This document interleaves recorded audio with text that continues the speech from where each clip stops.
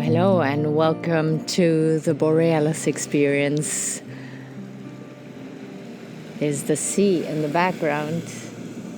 I'm in Mexico, San Jose, on the Baja. I thought for the first episode of 2023, I want to make it really special. I really hope that the waves in the background are not too loud. I guess I'll see once I finish recording.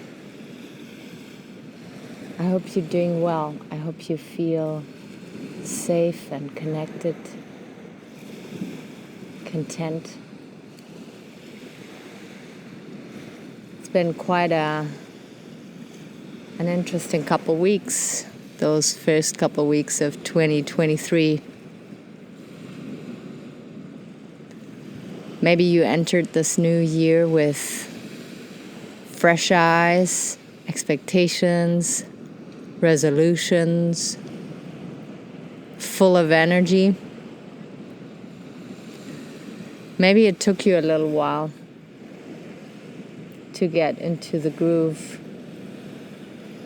of the new year.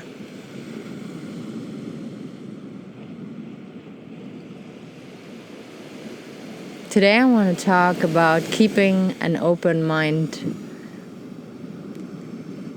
while I'm traveling and slowly getting to know a new culture.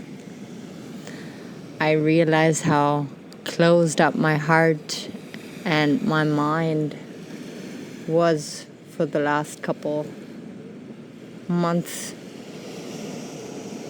maybe even years. Such things we don't even realize until we are faced with situations where we have to have an open mind, an open heart. Otherwise, we're not going to get through it. That is when you realize, oh man, I'm so rigid. I'm so closed-minded. I'm so in so much pain and suffering for so long now that I didn't even realize that I was so tensed up, closed up, and in pain. When the pain endures and stays long enough, you just make it a part of yourself. And for me, traveling always helps me to open up my heart again and my mind. You see how people live a life similar to yours with very different tools and approaches and opinions, very different faith, maybe sometimes even different struggles. At the same time, if you keep your heart open and your mind open, or if you start to open it up again, you see that people really just want to be seen and feel connected, feel understood and respected.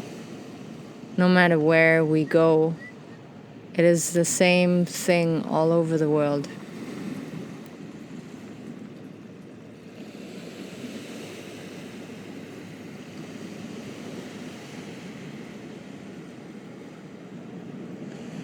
Right now, you might be in a situation leading a life where you can't really travel. So what do you do then?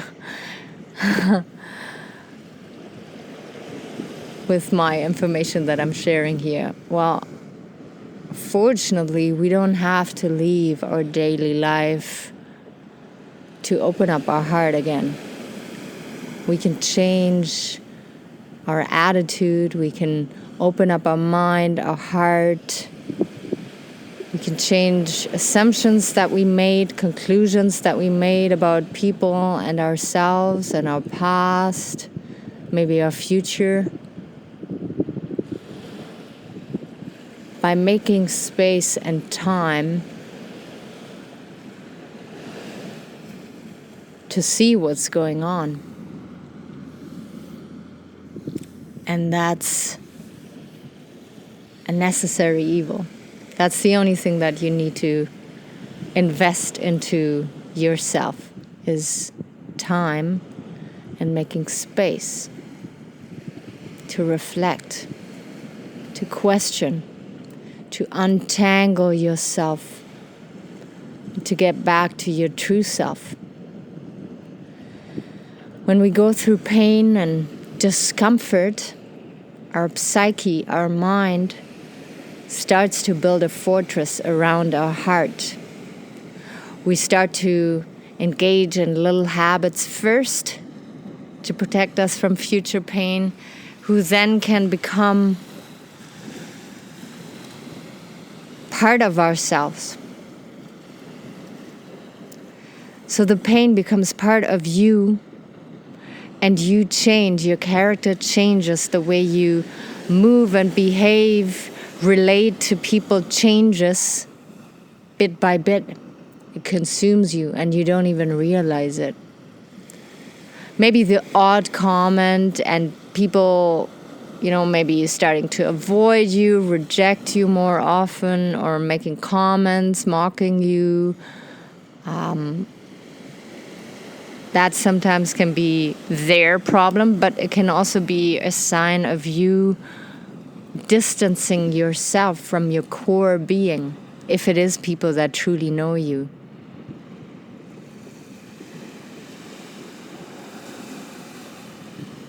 You can't run away from your pain. You can't avoid it. Yet your mind and your psyche will always be there with the mission to protect you. And all too often we also give it intentionally the mission to protect us by behaving different ways, by speaking differently, clothing ourselves differently, relating to people differently, right? Smiling when we don't really feel like smiling. But what you're doing by doing that is that you give your mind a task that it's not fit to accomplish. You can't predict life. You can't predict pain. You can't avoid pain. Yet you tell your mind subconsciously that you don't want to experience that pain again. And then you come to see me for coaching and wonder why you're still single, why you still haven't found a job that gives you satisfaction, or whatever pain you're struggling with. All along, though, your mind is trying to protect you to be vulnerable again and to explore what an open heart is, because that's where you got hurt the last time, right? So it's a whole mess. It's a mess. It's a big mess, but it's so beautiful to realize and to see where you're at. It's also deeply humbling to notice what's disturbing you, what's holding you back, what is the pain you're trying to avoid. Maybe you forgot. You're just dealing with the coping mechanisms now and the little addictions, or maybe even big addictions. But to go and sit down and explore yourself again, be it by yourself or with a coach, doesn't have to be me, it can be any person out there who is offering coaching and is trustworthy to you, to peel the layers back from that shell, from that fortress that was built around your heart. Because life is short, and I don't want you to pass away, cross over to the other side, and regret that you haven't really experienced life. You lived a life behind walls, in fear, scared to be yourself again, because that's where you got hurt the last time. So keeping an open mind, an open heart is really everything I want to remind yourself of today, because I know it's valuable and good. But sometimes we forget. I'm also very excited to have built a physical location for you or anybody who wants to come and explore, make sense of their mind, experience deep, calm relaxation from the inside out for body and mind.